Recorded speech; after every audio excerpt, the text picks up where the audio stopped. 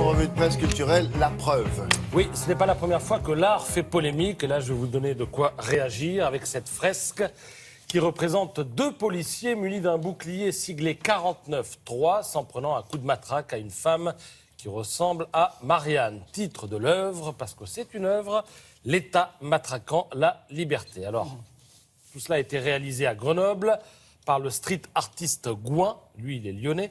C'est l'une des 40 œuvres réalisées à l'occasion du Grenoble Street Art Fest.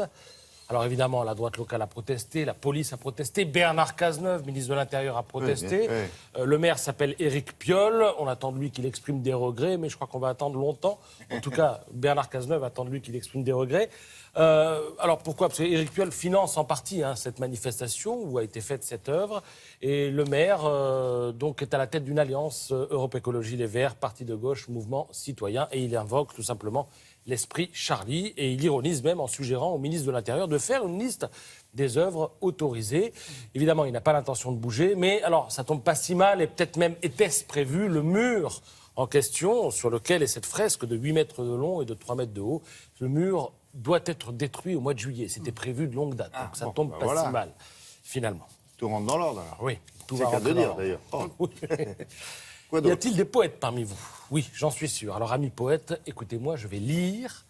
Mes nuits sont vos jours, mes rêves vos cauchemars, mes envies vos soucis, ma musique pour vous que du bruit. Je suis ado, j'ai les parents ados. Voilà, c'est signé Thomas, il a 16 ans, il est de Franconville, dans le Val d'Oise, c'est dans le nord de Paris. Et en fait, ce poème, 11 millions de voyageurs sont susceptibles de le lire à partir d'après-demain, jeudi, puisque la RATP va afficher dans les rames ou sur les murs du réseau francilien les poèmes des lauréats au concours qu'elle organise depuis 19 ans. Elle a reçu cette année 8150 poèmes, 1200 étaient signés de personnes de moins de 18 ans.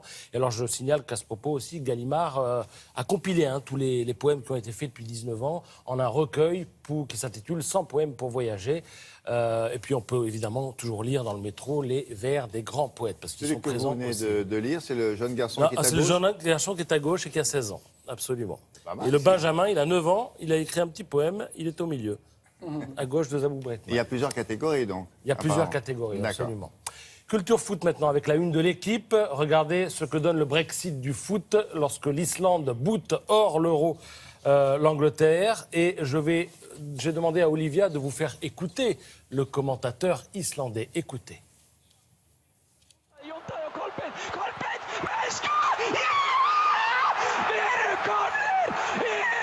Alors ce gars-là est devenu la star des réseaux sociaux parce qu'il coule une bielle ou il pète un câble, comme vous voulez, à chaque fois que son équipe gagne. Mais alors là, vous avez vu l'image du but avec le son.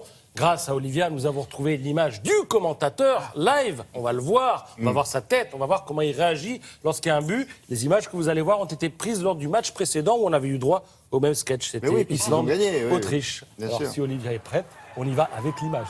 Et voilà.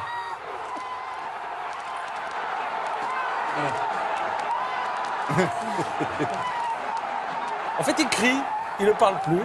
Voilà, on a donc un visage sur le bruit. Il y a même son copain à côté qui ne revient pas. Et j'ai envie de vous dire, pendant ce temps-là, la reine, regardez, impassible. Ah oui. Alors, il faut expliquer aussi ce qu'il a dit quand ils ont gagné les Anglais hier.